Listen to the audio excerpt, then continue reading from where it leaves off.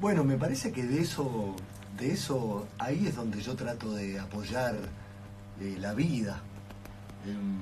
Nosotros cuando somos chicos son tantas las cosas que nos gustan y tantas las cosas que quisiéramos hacer y tantos los mandatos. Nosotros somos de una época en la que los mandatos incluso no eran negociables. Entonces el mandato parecía que intentabas poner una sonrisa en aquello que te dejaba un mandato o frustrabas ese mandato, ¿sabes? Y decepcionabas a alguien. Entonces o esa era la sensación que todos recibíamos de chicos, todos. Entonces haber podido torcer eso amorosamente, darme cuenta que mi viejo... ¿Por qué torcerlo? ¿A dónde apuntaba el mandato para vos? ¿O qué creías vos? Bueno, a una carrera universitaria tradicional, derecho, medicina, arquitectura. ¿Y cuándo supiste que no querías eso sino el otro camino? Bueno, cuando nací, porque mi viejo era juez. Mi viejo fue un abogado muy reconocido en derecho marítimo, realmente un tipo muy... ¿Sabés qué?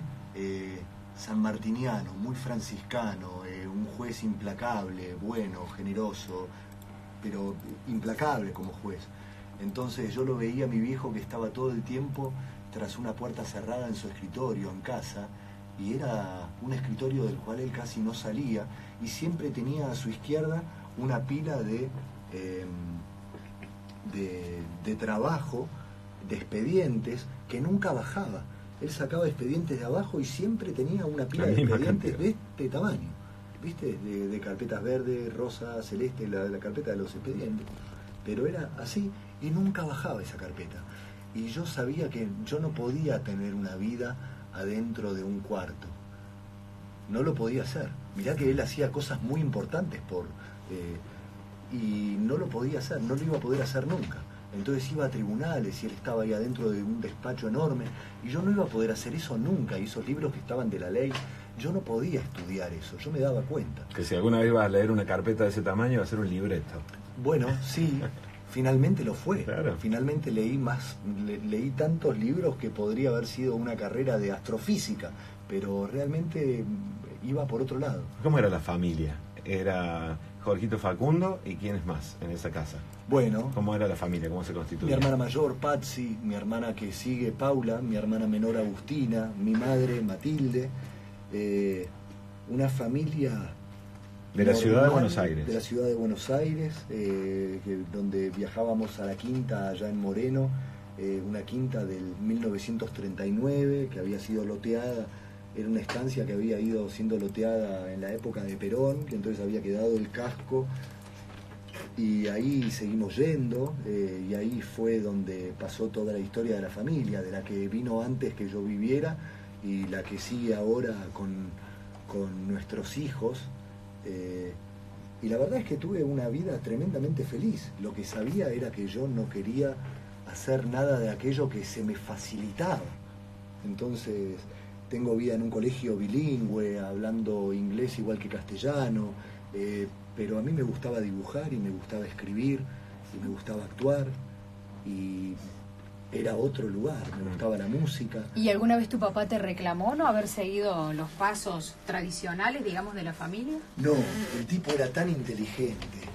Y mi vieja, jugadora de hockey, después, cuando yo me enfermé, mi vieja empezó a hacerme reflexología para poder aguantarme la quimioterapia. A mí llega un momento que cuando estás en quimio, el que está en tratamiento lo sabe, te cansa el alma.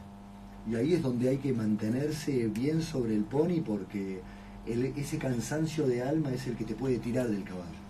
Y en ese momento mi vieja, que tenía 38 años, me agarra las patas y me empieza a hacer reflexología y yo me quedaba dormido y pasaba la quimio y yo no me quejaba.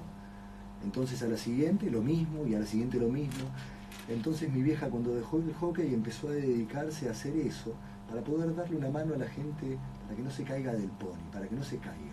Entonces ella hacía reflexología y empezó a hacer masajes, empezó a estudiar, se dio cuenta que existía algo llamado shiatsu, se dio cuenta, te estoy hablando de 1989, se dio cuenta que había algo llamado reiki y empezó a estudiar mucho en épocas donde no había internet, en épocas donde buscar esos conocimientos era raro, había que rascar en el desierto, ¿no? Así que en esos padres encontré después en el tiempo que miraban a su hijo, a sus hijos, con la obligación paterna de guiarlos y con la secreta esperanza de que se rebelaran esos hijos e hicieran el camino que los hiciera felices. Me di cuenta con el tiempo y gracias a Dios, estando mi viejo vivo, se los pude decir 1000 veces. Y ellos entonces nos reíamos juntos. Eso es lo más importante que tiene la vida para mí. Poder que las cosas que van teniendo sentido, si es una bendición, si uno puede darle la vuelta a eso y encontrarse un día con su viejo sentado mirándose a los ojos, charlando de cómo fue esta crianza, porque entonces uno mira para el otro lado y tiene sus hijos que vienen atrás. Entonces es tan genial tener todavía a la vieja y hoy sentarnos con mi vieja y charlar de lo que fue la vida de mi viejo, de lo que fue su vida juntos, de cómo sigue la vida ahora en estas cosas que no están escritas, nadie las escribe. ¿Y qué pasa después? ¿Qué pasa después de toda la vida juntos? Bueno, todas esas cosas las voy descubriendo hoy, que tengo una vida vivida, que tengo la posibilidad de sentarme con mi vieja, que tengo la posibilidad de haber traído parte de las cenizas de mi viejo aquí a Córdoba y haberlas puesto a descansar con su mamá, que yo no la conocí, pero que la conocí a través de los cuentos de mi papá. Entonces todas esas cosas hacen que todo lo que ha pasado en la vida y lo que va pasando, te des cuenta que tus viejos no hicieron malas cosas. Y que vos mirás para atrás y decís, bueno, lo que yo tengo que hacer es tratar de ser con mis hijos parecido a como fueron mis papás conmigo. Y entonces la cosa va a estar bien hecha. Tremenda imagen la de Matilde haciéndole un masaje en las patitas a este adolescente que se encontró con esta enfermedad. ¿Qué fue la enfermedad que tenía? Era un linfoma de Hodgkin, es cáncer a los ganglios linfáticos. Linfoma de Hodgkin con células no Hodgkin. Estaba en el último año del colegio, esa época. Yo tenía 17 años, pero lo que hay para contar de eso es que yo hoy tengo 46 y yo hoy miro una mujer de 38 años y digo, ¿cómo puede ser posible? ¿Por qué esta mujer de 38 tendría un chico de 17? ¿Y qué clase de mundo es este mundo si este chico tiene que enfermarse con un cáncer? Y veo a esa mujer...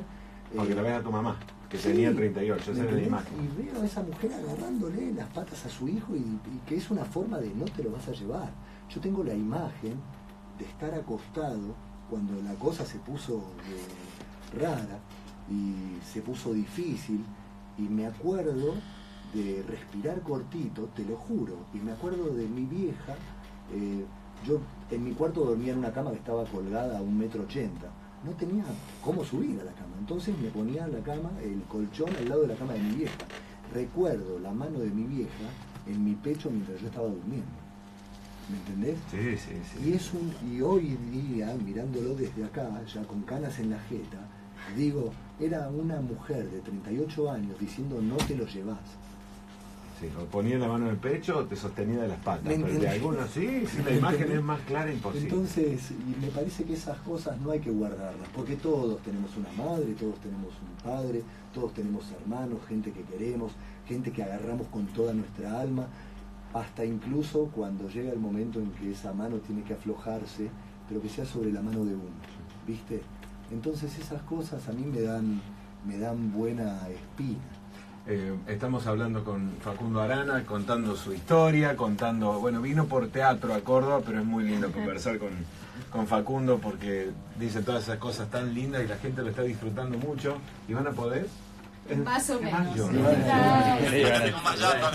Yo me estoy muy emocionada con todo lo que cuenta y la veo, somos las únicas dos mujeres acá en el estudio, la veo mi compañera Erika y bueno, estamos acá a moco tendido. No te apantallo. Te apantallo. No, porque además yo tengo 42 años y me pongo en el lugar de esa mamá. Pero sí.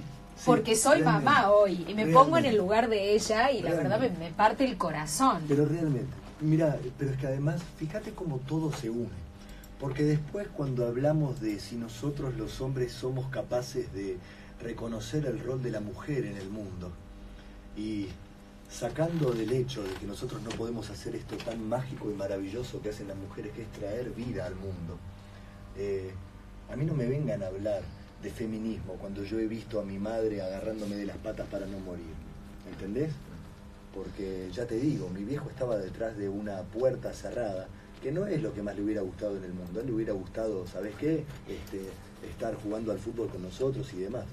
Pero si habláramos de temas tan actuales como el feminismo y el rol de la mujer, ¿qué me van a venir a hablar a mí de eso? Si yo vi a mi vieja haciendo eso, y mi vieja tenía 38 años, y era una mujer como cualquiera que podés ver caminar por la calle. ¿Entendés? Vos te ponés en el lugar de la mamá, de Matilde, sí. Y yo, hay cosas, no he contado hace mucho tiempo, pero yo no puedo evitar ponerme en el lugar de él. Sí. Pues yo tenía 30 años, en el 2002, mi hija tenía apenas 2 años, y me detectaron un ependimoma en la médula ósea.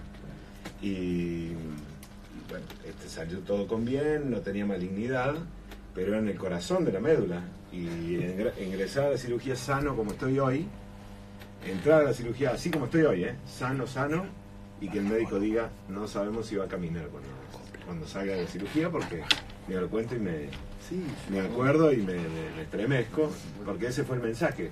Y yo lo sabía, era el riesgo, pero había que sacarlo. Sí. Y bueno, no quedó ninguna secuela, gracias a Dios, pero no puedo evitar, así como Ivana se pone en el lugar de Matilde, yo ponerme en tu lugar, que eres mucho más joven, pero en mi caso ya estaba mi hija de 2 años, viste, había todo.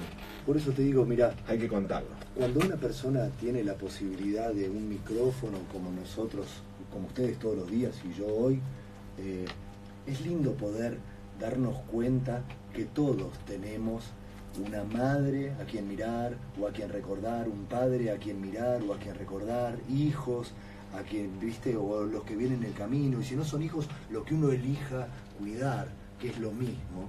Entonces, es lindo poder darle el lugar que merece a cada una de las personas que han sido tan importantes, porque todos tenemos momentos en la vida que han marcado un antes y un después, 1000 momentos de esos, y momentos tristes y momentos absolutamente maravillosos, momentos de grandes logros. Sí, puede ser representativo escalar algo, pero también puede ser representativo poder terminar un estudio cuando vos no tenías la posibilidad, poder darle la mano a una persona y que sea una mano significativa, que ninguna otra persona se la iba a poder dar, poder estar a la altura de algo que alguien necesita cuando nadie más lo iba a poder hacer. Hay tantas cosas, pero qué lindo que es poder compartir y darse cuenta de estas cosas. Qué lindo, charlarlo, porque uno cuando lo saca sí. Empiezan a aparecer y la gente está muy emocionada también y contando qué iban a ver. Y bueno, por acá nos dicen algunos oyentes en los mensajes que estamos con el Facebook, Guille, en este caso, nos dicen, por ejemplo, Guille, por Dios, no puedo parar de llorar, dice, qué hermoso ser humano este Facu, dice Gri, Facundo, tan importante todo lo que contás, porque como te pasó a vos, mucha gente hoy sufre enfermedades, en algunos casos incurables, dice, y vos das esperanza con lo que estás comentando, saludos y felicitaciones.